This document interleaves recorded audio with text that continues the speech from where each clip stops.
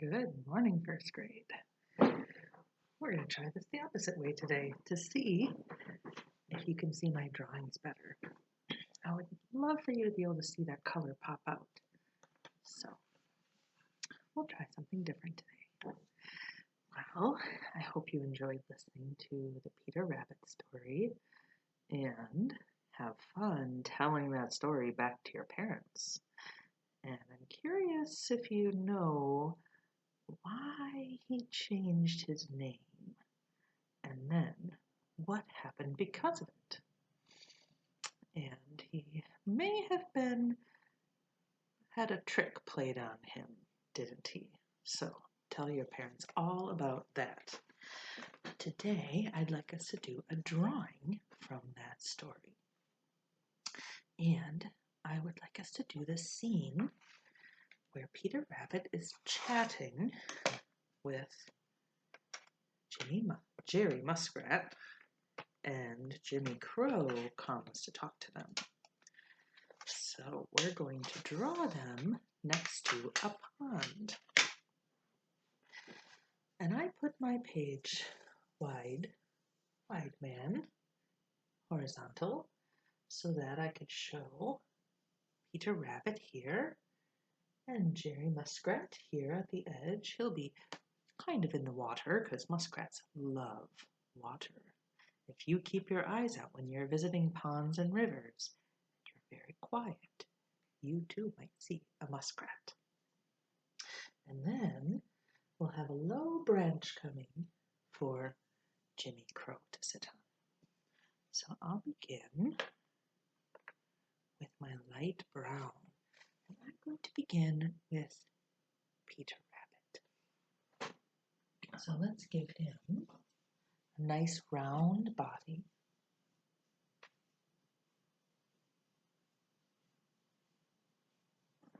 Kind of an oval, a little bit facing this way.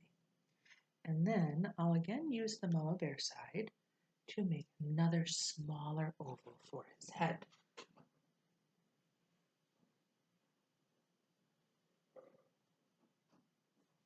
And rabbits have a rather small, short nose.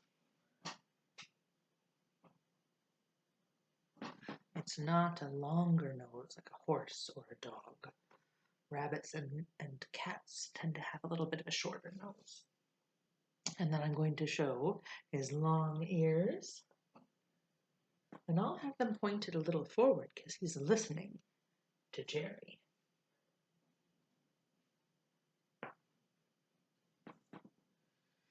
And their legs are kind of curled up and bunched under them when they're sitting. So I'll do a little darker to show where his leg is curved.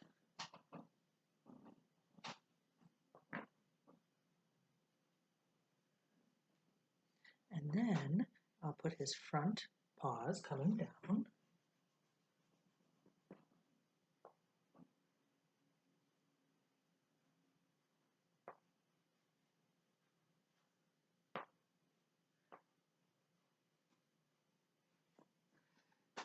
And once I have his front paws, I just smoothed out his neck so that the small oval of his head and the larger oval of his body join together to be one full body.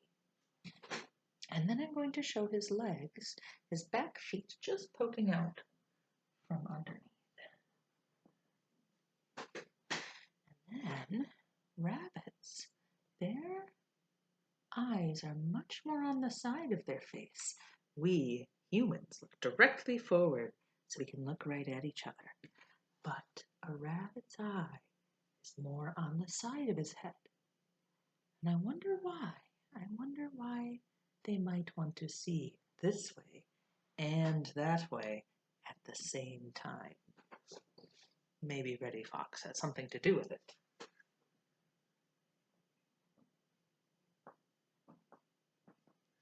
So there's his eye. And then I'm just going to give him a little bit of a bunny nose.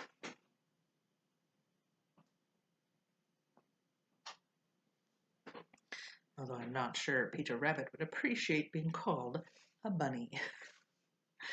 Once you have gotten the form of him down, you can use your darker brown to add a little scruffy fur, or to make his eyes darker, or if you'd like to add a little lightness to the inside of their ears.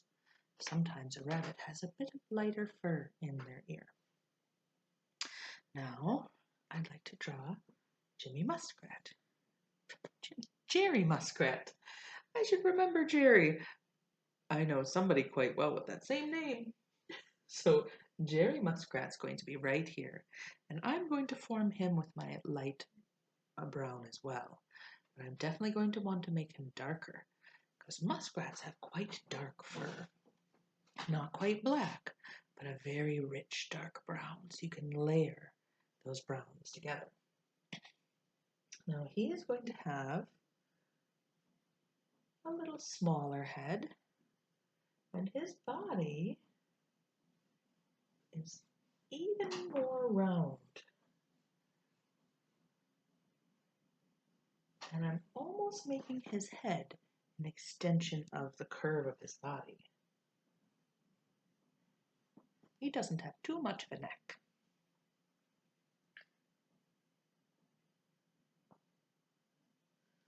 So I am showing his mouth to the side here. Muskrats have a bit of a larger mouth. And then I'll show his eye. It's a little smaller than a rabbit eye, but also on the side. And he has very slender little paws that are often maybe up in the air while he's talking. So I'll just show those poking out.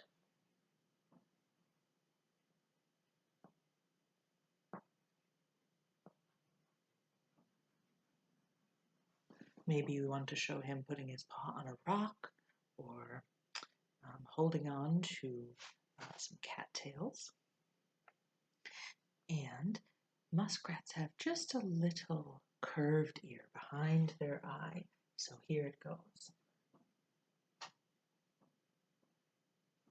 And then my muskrat has a kind of shaggy fur. They have thick fur to keep that water out. They spend so much time in the water, they need to have nice, warm, thick fur. So I'll show it along his back.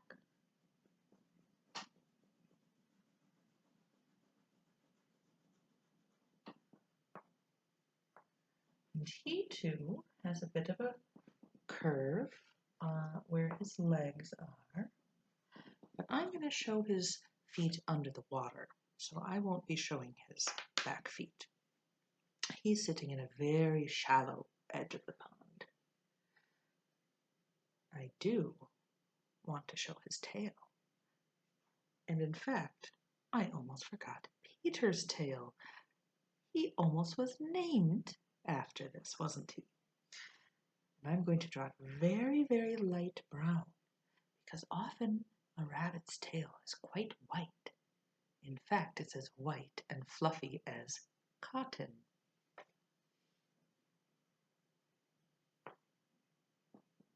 So there's his little white tail. And then a muskrat, you might hear in its name, is in the rat family.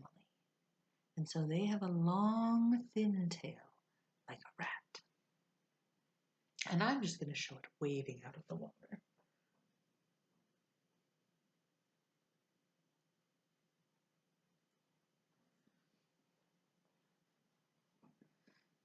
Now that I have those two in, I'm just going to show where my pond is.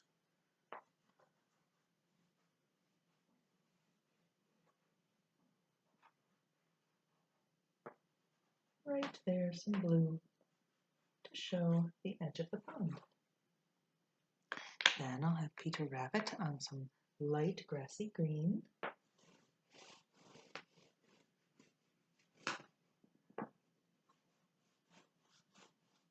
Now I want that green to go all the way around the pond and a little bit behind them. Now I want to show Jimmy the Crow. And I'm going to add some black after. Crows can be quite black. But as we've talked about, when you see a creature that is black, often you see the whole rainbow shining out of their feathers or their fur or whatever it may be.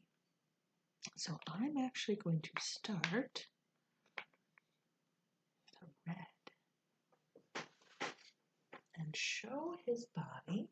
Now here's his little head.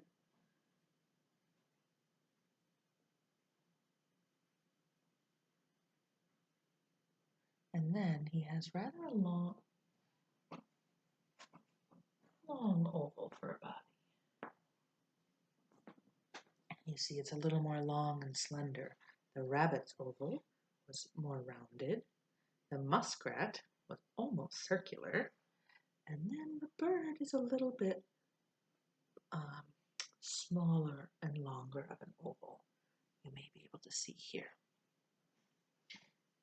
And once I have the form down, I can show just a little coming out the bottom where his legs will be holding on to the branch.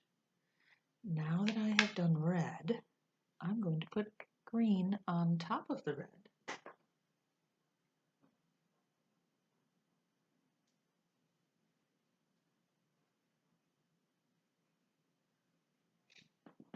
And then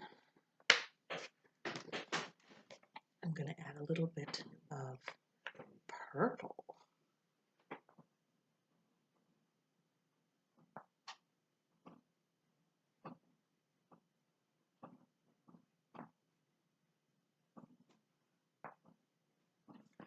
You may see now it's starting to form kind of a shade of black when we layer these colors on top of each other. But before I get too far along, I want to give him some legs. Often crows have almost a gray-black leg, but I'm going to do mine orange so that you can see them. And I'll show where his toes hold on to the branch. And then I want to show his beak. And it's rather a thick, pointed beak.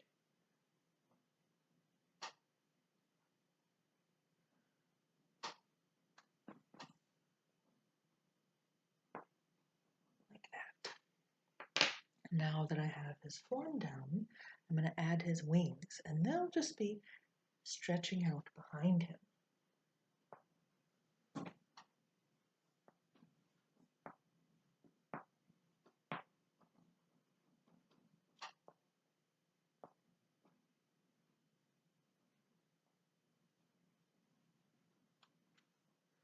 And I'm going to show just a little tail sticking up as well.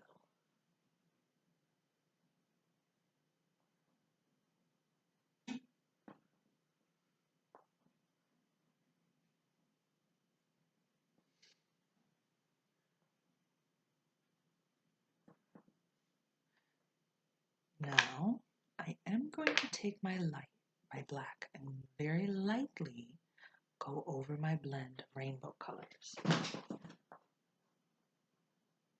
Just very, very lightly.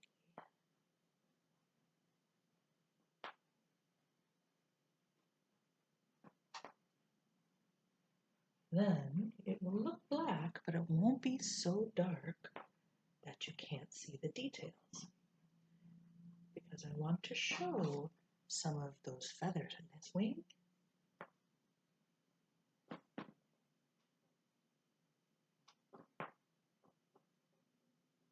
And I want to show some of the feathers in his tail too.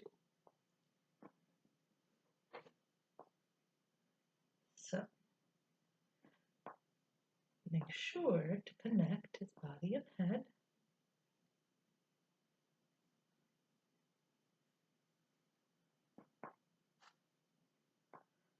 And then he'll need one sharp eye.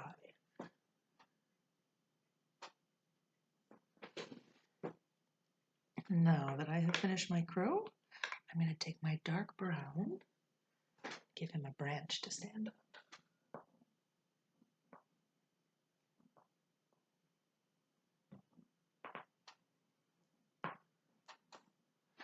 tree that he is in is off the edge of my page, so you don't see that one. Although I think I'll put a couple trees in the background over here because this pond is in the woods.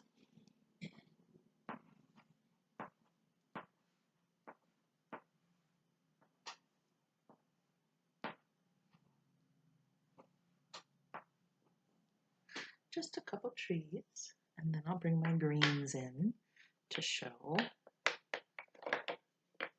their leaves.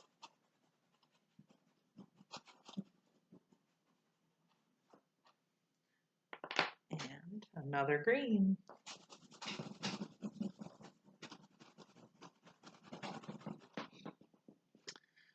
Now, lastly, I want to use my two darker greens to fill in some of this grass and to put some reeds and rushes next to the pond.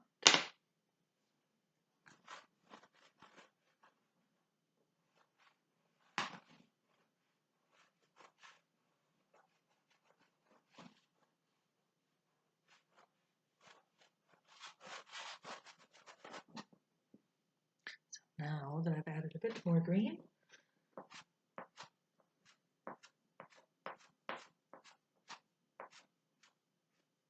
these are behind Jerry Muskrat.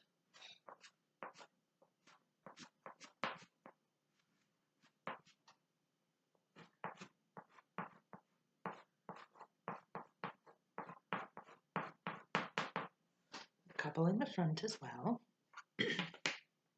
And then I think I'm going to add 2 or 3 cattails.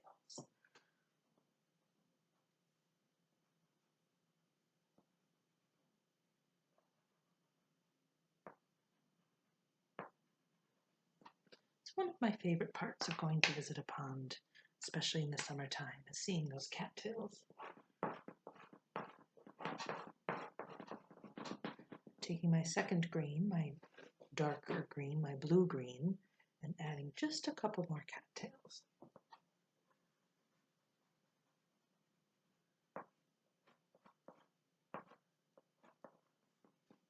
And you may add other things around that pond that you imagine that you would see if you visited a pond. Other types of plants you might see. And then my very last step is very light blue sky.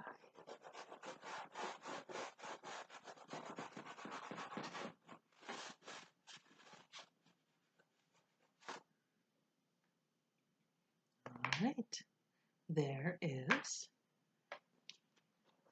my picture. Here we have Peter Rabbit and Jerry Muskrat and Jimmy Crow coming to perhaps trick Peter. So I hope you have fun doing that drawing. And we only have a few other things today. If you'd like, our poem tomorrow, our poem is not actually about this, but it's about the plant makers. And it's actually, I'm not going to tell you what it is. You'll find out tomorrow after you write it. But you may, if you have time this day, set up your page for writing tomorrow.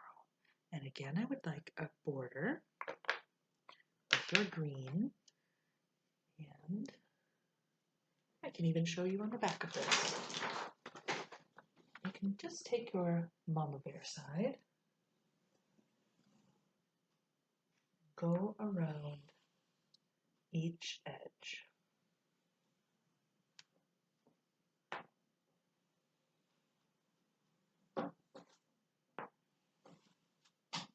And then you can do your lines with